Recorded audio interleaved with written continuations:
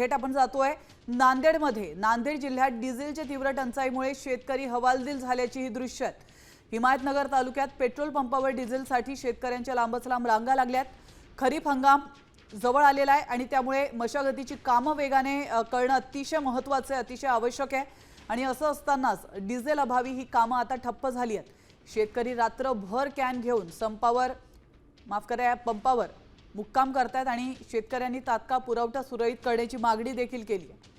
नांदेडमधली petrol पंपावरची ही दृश्य आहेत। एकीकडे पेट्रोल डिझेलचे भाव वाढत आहेत तर दुसरीकडे नागरिकांना असा नाहक त्रास सहन करावा लागतोय। 10 ते 12 लिटर डिझेल लागायला एकरी येतं द्यायला 2000 डिझेल ते 2 एकर करून काय करा। आता आमच्याकडे 10 ते 15 एकर चिपाटीचे राहणार तर शेतकऱ्यांना काय करायचं आता माहिती आहे। आमचं म्हणणं एवढंच आहे की कळकळीची विनंती आहे तो आम्हाला शेतकऱ्याला पूर्ण शेतीच्या उद्यमासाठी आम्हाला काही पियाचं नाही काही करायचं नाही। डिझेलाची आम्हाला पुरवठा द्यावे। डिझेल इथं 2000चं माल आम्ही होईता कसं करावं। 2000 डिझेल आम्हाला पुरवलं का आमच्या ट्रॅक्टरला? सर तुमच्या डोळ्यासमोर आहे। आम्ही रात्री 9 वाजता येतात सकाळचे 8 वाजले अजून डिझेल पुरवठा आहे। डिझेल कुठं आहे? मग डिझेल अजून 12 घंटे वाले तर आम्ही उभं आहेत अजून डिझेल आलेलं नाही इथे। टोटल पंपामध्ये डिझेलची कमतरता असल्यामुळे सगळे शेतकरी आणि शेतकऱ्याला असं आहे की कॅन सुद्धा भरून देत नाहीत। 1000-2000चं डिझेल देतात।